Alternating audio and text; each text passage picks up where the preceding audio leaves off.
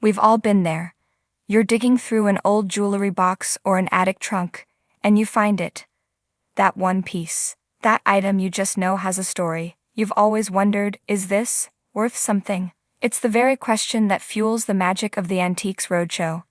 We tune in every week for that heart-stopping moment, the gasp from the crowd, the specialist's sly smile, and the big reveal of a 5 or 6 figure number for a dusty painting or a forgotten vase. But let's be honest, we also tune in for the other moments, the oh no moments, the if only stories, the heart-sinking, gut-wrenching second when a dream valuation is cut in half by a tiny missing detail. On Sunday's show, we got one of the most relatable and emotional if-onlys in recent memory. A lovely guest brought in a truly stunning necklace, only to watch its potential value be slashed by thousands of pounds in the blink of an eye. It wasn't just a piece of jewelry. It was a time capsule.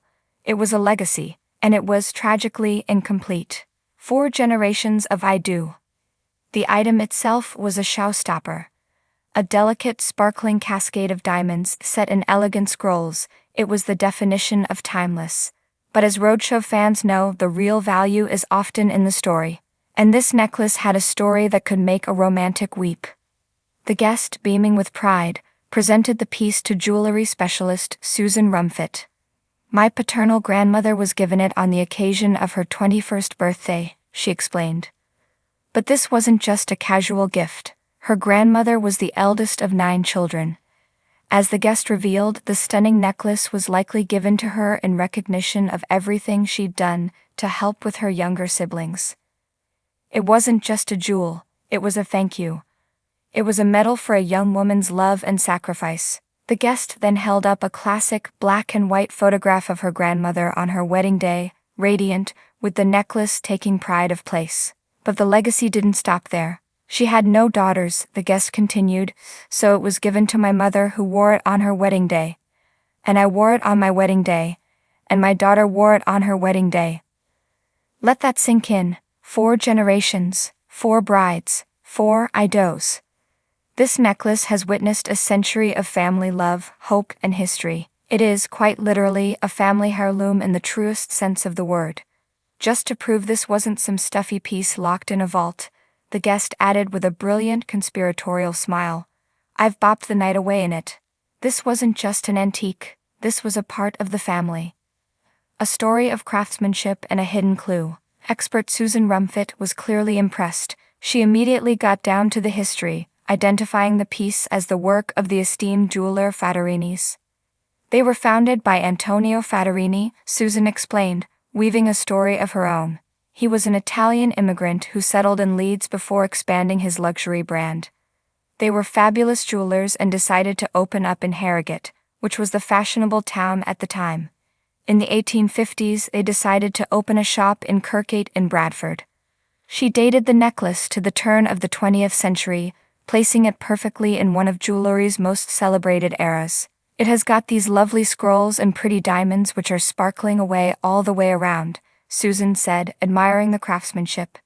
They are picking up on the Edwardian style of jewelry. A little bit of Art Nouveau movement as well, which is absolutely wonderful. The piece was already a star, a rich family history, a top-tier maker, and a design from a golden age. The guest must have been feeling a thrill of anticipation. Then the guest herself pointed out a curious detail, the one that would change everything. There are clips either side, she noted, and I didn't know if that was so you could make it into a tiara. The air suddenly got a little thinner. You could almost hear the collective intake of breath. A tiara? Convertible jewelry is a whole different ballgame. Susan Rumfitt's eyes lit up. This was the key. It would have just sat nice and elegantly on the top of the head, sparkled away as the sun shone through, she confirmed. This is the period for tiaras and the elegance of the Edwardian period. This was it, the jackpot moment. The necklace wasn't just a necklace, it was a convertible tiara.